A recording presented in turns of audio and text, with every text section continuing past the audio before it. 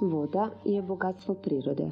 71% zemljine površine prekrivano je vodom. Zbog toga Zemlju nazivamo plavim planetom. Najveći dio zemljine površine prekriva slana voda, to jest 97% vode na zemlji čini morska voda, dok samo 3% odnosi se na kopnene vode, kao što su ledenjaci, površinske i podzemne vode. Morska voda su mora i oceani. A što je to more? To su vodene mase na površini naše planete prosječno jednakih karakteristika koje su međusobno u vezi.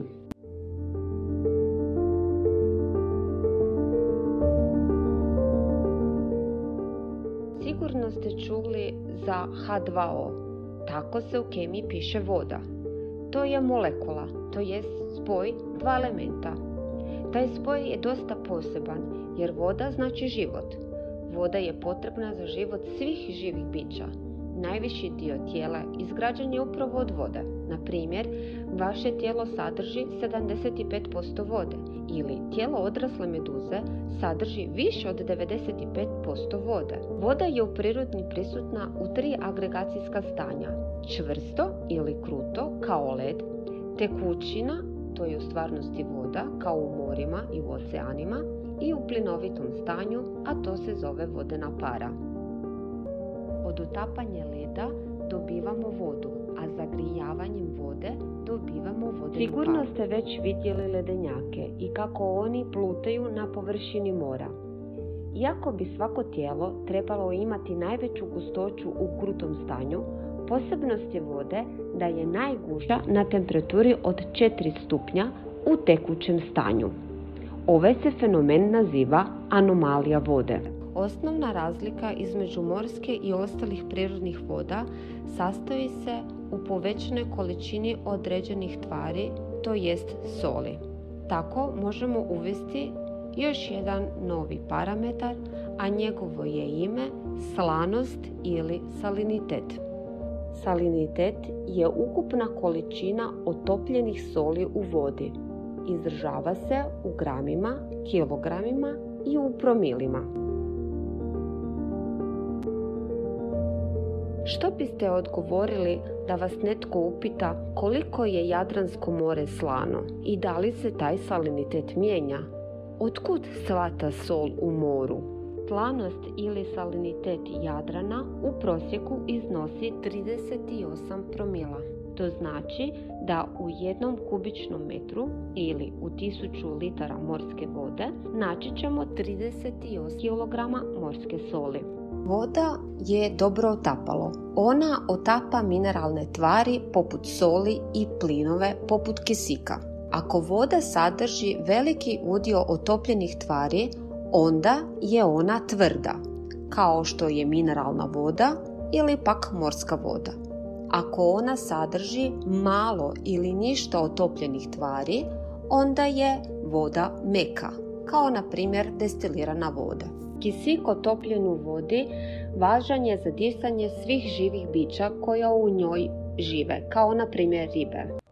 Prirodne vode sadrže otopljene tvari, to znači da su prirodne vode smjese tvari. Dakle, konačno možemo odgovoriti što je to morska voda. Morska voda je mješavina od 96,5% čiste vode i 3,5% drugih sastojaka kao što su soli, otopljeni plinovi i druge tvari koje nazivamo organske tvari te neotopljene čestice. Crnost vode ovisi o dubini prodiranja svjetlosti. Ona pridonosi rastu i razvoju algi i biljkama kao što su morske cvjetnice. Vrlo je važna za stvaranje hrane i kisika. Kisik u moru nastaje fotosintezom, kao i otapanje iz atmosfere. I oba su procesa ograničena na površinske slojeve koji su tako najbogatiji kisikom. Gibanje vode omogućava miješanje slojeva vode. Rekli smo da su vodene mase međusobno povezane i zato imaju i slične osobine. Gibanje mora uzrokuju valovi koji nastaju djelovanjem vjetra, morske struje koje mogu biti tople i hladne I na kraju morske mijene, to jest plima i oseka, gdje plima znači podizanje, dok oseka spuštanje razine mora. Gibanje vode važno je za plankton, sićušnja živa bića biljnog podrijetla, dakle ga zovemo fitoplankton, ili životinjskog podrijetla ili zooplankton. Oni plutaju i ne raspolažu sposobnostima kretanja, pa tako njihovo kretanje ovisi o gibanju vode. Plankton postoji u svim mogućim oblicima i veličinama. Posebno sitni organizmi ubrajaju se u nanoplankton. Najmanji oblici su bakterije.